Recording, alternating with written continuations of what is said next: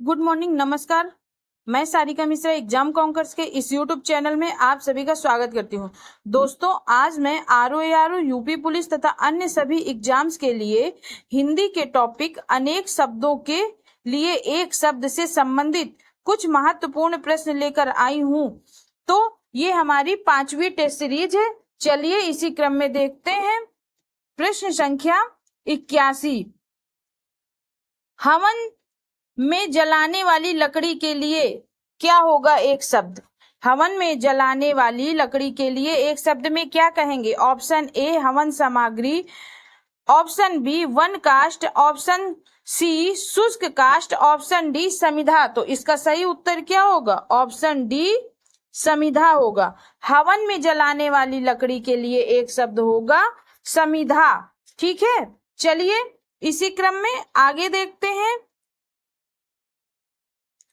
इसकी व्याख्या, हवन में जलाने वाली लकड़ी के लिए शुद्ध शब्द समिधा है। हवन सामग्री वन काष्ठ तथा शुष्क काष्ठ संदर्भ में सही नहीं है। चलिए अगला प्रश्न देखते हैं। प्रश्न संख्या 82 में क्या पूछ रहा है? दिशाएं ही जिनका वस्त्र है। चलिए बताइए, दिशाएं ही जिनका वस्त्र है के लिए एक शब्द क्या होगा? ऑप्शन ए विश्वम्बर, ऑप्शन बी दिक्पाल, ऑप्शन सी दिगंबर, ऑप्शन डी पैगंबर। तो इसका सही उत्तर क्या होगा? चलिए बताइए। सही उत्तर होगा ऑप्शन सी दिगंबर होगा। ठीक है, चलिए देखते हैं इसकी व्याख्या में। दिशाएं ही जिनका वस्त्र है उन्हें क्या कहेंगे? दिगंबर। विश्वम्भर विष्णु का पर्यायवाची है। पैगंबर दूत को कहते हैं। ठीक, दिक्पाल का अर्थ दिशा का स्वामी होता है। दिक्पाल का अर्थ दिशा का स्वामी होता है। नेक्स्ट 83। जिसका जन्म कन्या के गर्भ से हुआ हो। ऑप्शन ए कन्या पुत्र, ऑप्शन बी कानीन, ऑप्शन सी अवैध पुत्र, ऑप्शन डी कुमारी सुत। तो इसका सही उत्तर हो जाएगा ऑप्शन बी कानीन। जिसका जन्म कन्या के गर्भ से हुआ हो उसे कानीन कहेंगे। ठीक है, प्रश्न संख्या 84। वन में लगने वाली आग के लिए एक शब्द क्या होगा? ऑप्शन ए बड़वाग्नि, ऑप्शन बी दावाग्नि, ऑप्शन सी विरहाग्नि, ऑप्शन डी जठराग्नि। तो इसका सही उत्तर क्या होगा? चलिए बताइए। इसका सही उत्तर होगा ऑप्शन बी दावाग्नि होगा। देखिए, जठराग्नि पेट की आग को कहते हैं, बड़वाग्नि समुद्र की आग को कहते हैं। ठीक है, चलिए देखते हैं इसकी व्याख्या में। वन में लगने वाली आग वाक्यांश के लिए एक शब्द दावाग्नि है। ठीक, चलिए आगे देखते हैं। प्रश्न संख्या 85। जो हमेशा रहने वाला है उसको कहते हैं। जो हमेशा रहने वाला है उसके लिए एक शब्द में क्या कहेंगे? ऑप्शन ए शाश्वत, ऑप्शन बी अनवरत, ऑप्शन सी अप्रतिहत, ऑप्शन डी आजीवक। तो इसका सही उत्तर हो जाएगा ऑप्शन ए शाश्वत। जो हमेशा रहने वाला है उसके लिए एक शब्द होगा शाश्वत। चलिए व्याख्या देखते हैं। जो हमेशा रहने वाला है उसको शाश्वत कहते हैं। अनवरत का अर्थ लगातार होता है। अनवरत लगातार। जबकि जिसे कोई रोक ना सके उसे क्या कहेंगे? अप्रतिहत। अप्रतिहत जिसे कोई रोक ना सके। आजीवक एक संप्रदाय है, ये तो आप लोग जानते ही हैं। प्रश्न संख्या 86। जिस पुरुष की पत्नी साथ नहीं है, देखिए सथ लिखा है, साथ होगा। जिस पुरुष की पत्नी साथ नहीं है। ऑप्शन ए अपत्नीक, ऑप्शन बी वियोगी, ऑप्शन सी विदुर, ऑप्शन डी विपत्नीक। तो इसका सही उत्तर क्या हो जाएगा? Option D विपत्नीक। विदुर उसे कहते हैं जिसकी पत्नी मर गई हो। ठीक, विदुर उसे कहेंगे जिसकी पत्नी मर गई हो। ठीक, चलिए इसकी व्याख्या देखते हैं। जिस पुरुष की पत्नी साथ नहीं है उसे विपत्नीक कहते हैं। विदुर उसे कहते हैं जिसकी पत्नी मर गई हो। किसी के वियोग में दुखी व्यक्ति को वियोगी कहते हैं। ठीक, जिसकी पत्नी ना हो उसे अपत्नीक कहते हैं। चलिए आगे देखते हैं। प्रश्न संख्या 87। जिस पेड़ के पत्ते झड़ गए हों उसके लिए एक शब्द क्या कहेंगे? जिस पेड़ के पत्ते झड़ गए हों। ऑप्शन ए प्रपर्ण, ऑप्शन बी अपर्णा, ऑप्शन सी पत्रहीन, ऑप्शन डी अपत। आप लोग सोच करके बताइए कि क्या कहेंगे। दोस्तों, अगर आप लोगों को यह वीडियो अच्छी लगी है तो प्लीज मेरे चैनल एग्जाम कॉन्कर्स को लाइक एंड सब्सक्राइब कर दीजिए, साथ में बेल आइकन का बटन भी दबा दीजिए। अब चलिए बताइए इसका सही उत्तर क्या होगा। इसका सही उत्तर होगा ऑप्शन डी, आपत। क्या होगा? ऑप्शन डी होगा, आपत। अब इसकी व्याख्या देखते हैं। जिस पेड़ के पत्ते झड़ गए हों उसे आपत कहते हैं। यद्यपि इसके लिए पत्रहीन भी एक शब्द हो सकता है, किंतु सर्वाधिक उपयुक्त शब्द आपत है। और गिरा हुआ पत्ता प्रपर्ण होता है। गिरा हुआ पत्ता के लिए एक शब्द क्या होगा? प्रपर्ण। प्रश्न संख्या 88, तैरने की इच्छा को कहते हैं। ऑप्शन ए तरणेच्छा, ऑप्शन बी तितीर्षा, ऑप्शन सी संतरणेच्छा, ऑप्शन डी जलवतरणेच्छा। ठीक, क्या होगा इसका सही उत्तर? इसका सही उत्तर होगा ऑप्शन बी, तितीर्षा। तैरने की इच्छा को तितीर्षा कहते हैं। देखिए इसकी व्याख्या भी देख लेते हैं। तैरने की इच्छा को तितीर्षा कहते हैं। विकल्प में प्रयुक्त अन्य शब्द इस संदर्भ में गलत है। ठीक, प्रश्न संख्या 89, हाथी की पीठ पर रखे जाने वाले आसन के लिए एक शुद्ध शब्द क्या होगा? ऑप्शन ए जीन, ऑप्शन बी हौदा, ऑप्शन सी काठी, ऑप्शन डी बख्तर। तो सही उत्तर हो जाएगा ऑप्शन बी, हौदा होगा। चलिए व्याख्या देखते हैं। व्याख्या में क्या दिया है? हाथी की पीठ पर रखे जाने वाले आसन को क्या कहते हैं शुद्ध शब्द में? हौदा। और घोड़े की पीठ पर रखने की गद्दी को जीन कहते हैं। देखिए हाथी की पीठ में रखे जाने वाले आसन को कहेंगे हौदा और घोड़े की पीठ पर रखने की गद्दी को जीन कहते हैं। घोड़े आदि की पीठ पर कसने की जीन को काठी कहते हैं। देखिए कसने की जीन को काठी कहते हैं। लोहे के जाल का बना कवच जिसे युद्ध के समय पहना जाता है उसे क्या कहते हैं? बख्तर या बख्तर।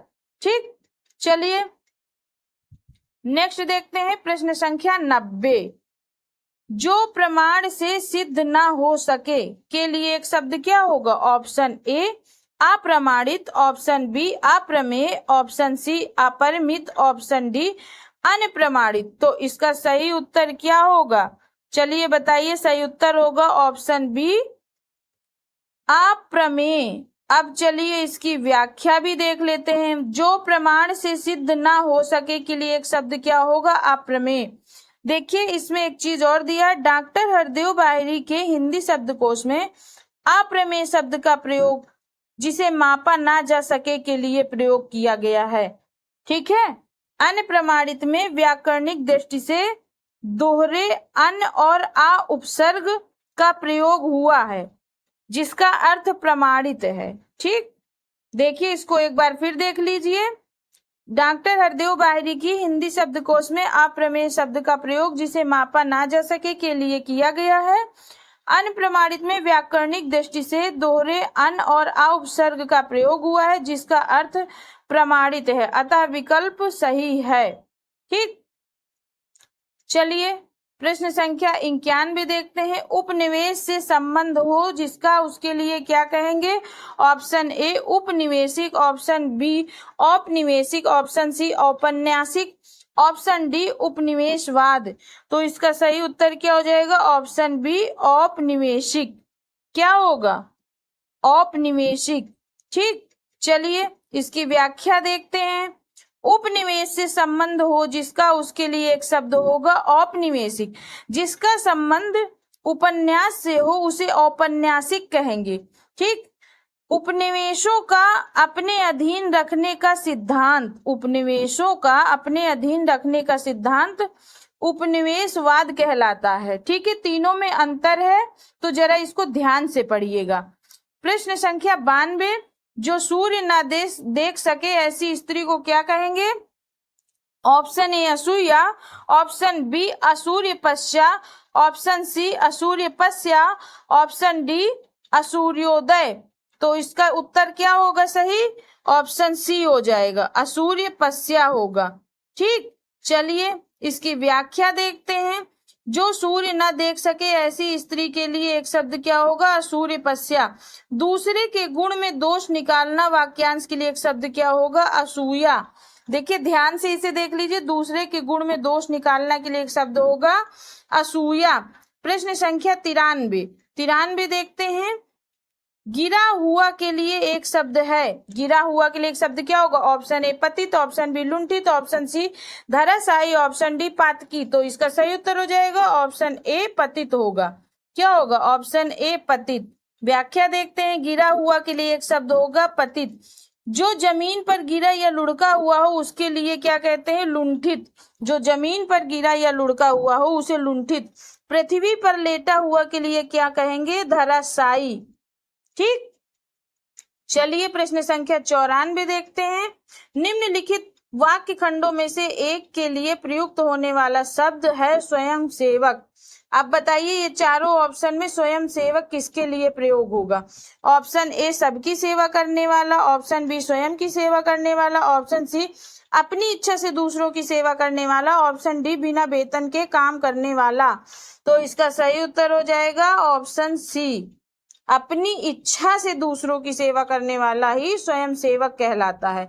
ओके, देखिए इसकी व्याख्या देख लेते हैं। अपनी इच्छा से दूसरों की सेवा करने वाला स्वयं सेवक कहलाता है। बिना वेतन के काम करने वाले के लिए क्या कहेंगे? अवैतनिक कहेंगे। प्रश्न संख्या 95, अपना उद्देश्य पूर्ण होने पर संतुष्ट ऐसे व्यक्ति के लिए एक शब्द क्या होगा? अपना उद्देश्य पूर्ण होने पर संतुष्ट ऐसे व्यक्ति के लिए एक शब्द क्या होगा? ऑप्शन ए चिर प्रसन्न, ऑप्शन बी कृतज्ञ, ऑप्शन सी आभारी, ऑप्शन डी कृतार्थ। क्या होगा? इसका सही उत्तर हो जाएगा ऑप्शन डी कृतार्थ। क्या होगा? ऑप्शन डी कृतार्थ। चलिए आगे देखते हैं इसकी व्याख्या में। अपना उद्देश्य पूर्ण होने पर संतुष्ट ऐसे व्यक्ति के लिए एक शब्द प्रयोग होता है कृतार्थ। किए हुए उपकार को मानने वाला कृतज्ञ तथा आभार मानने वाले को आभारी कहेंगे। ठीक, प्रश्न संख्या 96, नियम विरुद्ध असामाजिक कार्य करने वालों की सूची के लिए एक शब्द होगा। ऑप्शन ए अपराध सूची, ऑप्शन बी काली सूची, ऑप्शन सी अवैध सूची, ऑप्शन डी श्वेत सूची। तो इसके लिए एक शब्द होगा काली सूची। ठीक, चलिए व्याख्या देखते हैं। नियम विरुद्ध असामाजिक कार्य करने वालों की सूची के लिए एक शब्द काली सूची है। ठीक, चलिए प्रश्न संख्या 97 देखते हैं। उपकृत शब्द के लिए सही वाक्यांश है। उपकृत शब्द के लिए सही वाक्यांश क्या होगा? ऑप्शन ए जिससे उपकार हुआ हो, ऑप्शन बी जिसने उपकार किया हो, ऑप्शन सी जो उपकार ना मानता हो, ऑप्शन डी जिस पर उपकार किया गया हो। तो इसका सही उत्तर हो जाएगा ऑप्शन डी जिस पर उपकार किया गया हो। ठीक, प्रश्न संख्या 98 जो जुड़ा या मिला ना हो के लिए एक शब्द क्या होगा? जो जुड़ा या मिला ना हो के लिए एक शब्द होगा। ऑप्शन ए चंपू, ऑप्शन बी असंहत, ऑप्शन सी संभूत, ऑप्शन डी अनुभूत। तो इसका सही उत्तर हो जाएगा ऑप्शन बी असंहत। जो जुड़ा या मिला ना हो के लिए एक शब्द क्या होगा? असंहत। गद्य पद्य मिश्रित काव्य को चंपू कहते हैं। एक साथ उत्पन्न होने वाले के लिए एक शब्द में कहेंगे संभूत, तथा जिसका अनुभव किया गया है के लिए एक शब्द अनुभूत।